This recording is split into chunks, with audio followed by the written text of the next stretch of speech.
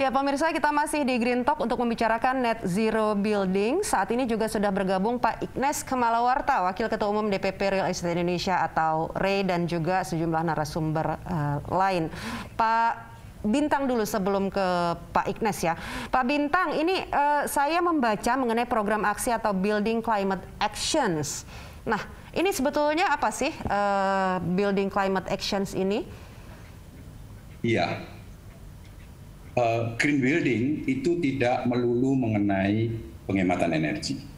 Nah, salah satunya memang penghematan energi, dan kalau dikatakan beyond tadi itu memang kami memberi titik berat kepada atau memberi perhatian lebih fokus kepada penghematan energi dengan mengingat bahwa kontribusi bangunan tadi seperti yang sudah dikatakan oleh Bu Rika tadi, bahwa memang besar sekali terhadap penghematan terhadap pemanasan global dan emisi karbon. Nah, untuk itu maka kami memberi perhatian kepada hal ini, kepada aspek ini, dan kami melakukan sekurang-kurangnya 3 hal yang perlu dilakukan berkaitan dengan net zero ini. Jadi menekan supaya kita betul-betul bisa sampai kepada tingkat zero atau hampir zero lah penggunaan energi yang mengemisikan karbon itu. Jadi yang pertama adalah bagaimana mengurangi konsumsi. Yang kedua adalah dengan memperhatikan mengenai embedded energy, yaitu energi yang tersimpan di dalam pembuatan material-material bangunan. Jadi proporsi antara energi yang digunakan untuk mengoperasikan bangunan dan karbon yang digunakan dalam pembuatan material bangunan itu 11:37, kurang lebih begitu. Jadi banyak sekali sebetulnya memang embedded karbon yang ada di dalam material bangunan. Maka kita harus memperbaiki juga sektor itu. Ya, yang ketiga baru kemudian mengenai penggunaan energi tidak langsung, bagaimana kita menggunakan energi atau listrik yang tidak berasal dari sumber-sumber fosil, sumber-sumber yang tidak terbarukan itu. Kita harus menuju kepada energi bersih yang bersumber dari energi-energi terbarukan, seperti misalnya yang paling efektif sekarang ini, tersedia cukup banyak dan sangat besar potensinya adalah energi surya. Nah, kalau pada sektor bangunan ini Pak, untuk mendukung tujuan dekarbonisasi pada bangunan gedung itu sebetulnya bahan-bahannya apa misalnya Pak, yang paling sederhana? Bahan-bahan alam ya, yang sudah ada misalnya, atau bahan-bahan yang dibuat tanpa pemanasan. Batu bata itu menjadi, misalnya ya, batu bata itu menjadi karbon embeddednya besar karena dia melalui proses pembakaran. Misalnya begitu. Bu Diana, tadi saya masih belum move on ini dengan pernyataan Ibu Diana ini soal komitmen pemerintah daerah terutama ya. Nah, bagaimana kemudian ini relasi antara pemerintah pusat dan daerah untuk lebih harmonis supaya lebih sinergis begitu, sehingga masyarakat paham betul apa itu net zero buildings dan bagaimana kemudian nanti implementasinya itu lebih mudah dilakukan.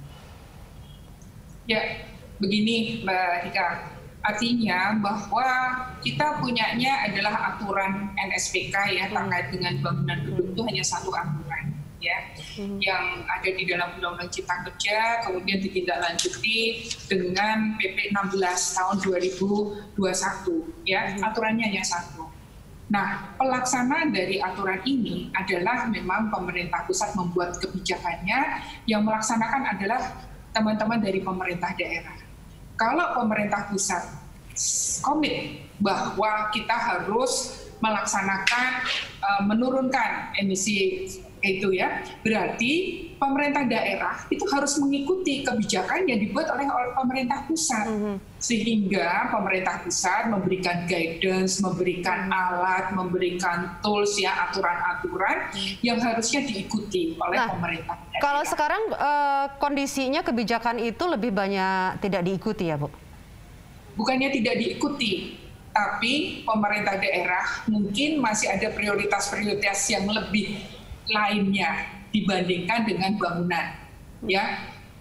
Kalau pemerintah daerah itu sadar terkait dengan bangunan, karena yang tadi saya sebutkan bahwa kita itu hidup 20 jam di antara satu hari, dari 24 jam itu di dalam ruangan, sehingga kita harus memikirkan bagaimana kenyamanan, ya, keamanan, kesehatan, dan keselamatan dari orang-orang yang ada di dalam bangunan tersebut. Itu yang harus kita lakukan, daripada kita ketika kita akan melaksanakan operasional, kemudian pemeliharaan, justru akan memberikan suatu nilai yang mahal.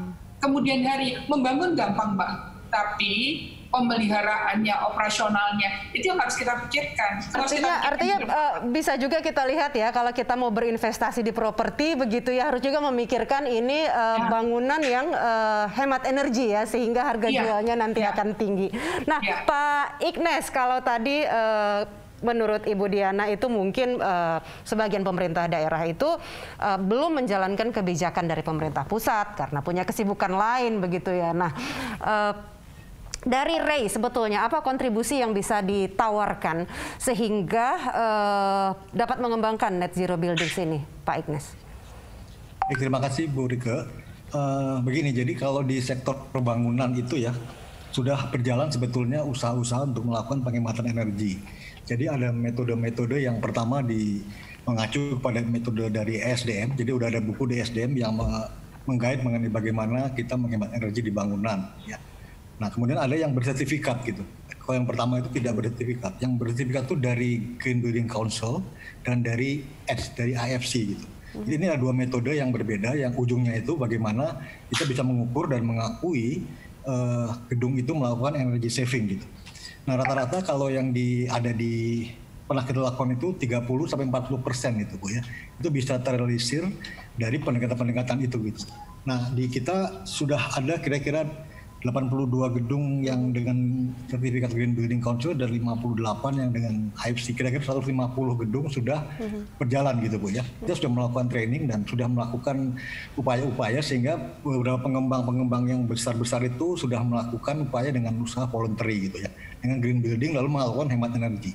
Kemudian pengembang-pengembang kecil itu digait oleh Kementerian PUPR juga melalui Pak Alawi itu dengan NAHP program itu ya, rumah sederhana akrab lingkungan, itu juga sudah mulai melakukan pendekatan dengan sistem S untuk bangunan rumah. Nah, nanti ke pengembang menengah akan bergeser gitu Bu. Ya Pak Ignes, tapi mungkin saya kurang update ya, tapi saya jarang sekali misalnya menemukan pemasaran oleh real estate ini yang menonjolkan mengenai green building, apalagi net zero building begitu ya. Mungkin ini strategi yang perlu ditingkatkan juga ini Pak, sehingga ketika itu ramai-ramai dilakukan oleh pelaku dari Ray begitu ya, masyarakat juga ini apa ya green buildings, ini apa ya net zero buildings gitu, sehingga pemahamannya itu dan awareness-nya itu lebih meningkat gitu Pak. Begini Bu Rike, kalau net zero building memang kelihatannya perjalanan yang masih berkilo-kilometer lagi jauh. Contoh ya. Minimal green buildings lah Pak. Gini, gedung green building itu sudah ada gedung yang sudah kita lakukan GOP 9 itu di BSD ya. Itu sudah mencapai 35,8% penghematan dari green buildingnya. Lalu kita tambah seluruh atap itu dijadikan panel surya sampai habis, sampai atapnya udah nggak ada tempat lagi gitu ya. Itu hanya bisa menambah kira-kira 15%. Jadi kalau ditambah itu sudah bisa 52,4%. Jadi belum sampai 100 gitu. Kalau kita mau net zero berarti kita mesti nambah lagi panel surya di permukaan atau dengan usaha-usaha lain gitu. Jadi menurut saya kalau dari gedung itu sudah maksimal 40%, kemudian ditambah dengan seluruh atap diberi fotovoltaik, itu hanya bisa mencapai mungkin 55-65% gitu. Jadi net zero-nya itu masih jauh gitu, belum ada gitu ya. Sehingga ini sebenarnya suatu perjalanan menuju net zero sebetulnya Bu ya. Nah, nanti pemerintah memberikan dukungan insentif dan lain-lain gitu. Itu penting sekali gitu. Oke, ya nah, nanti mungkin juga bagian Pak Dadan ya, nanti juga dan Ibu Diana soal insentif dan disinsentif ini bagaimana pelaksanaannya begitu.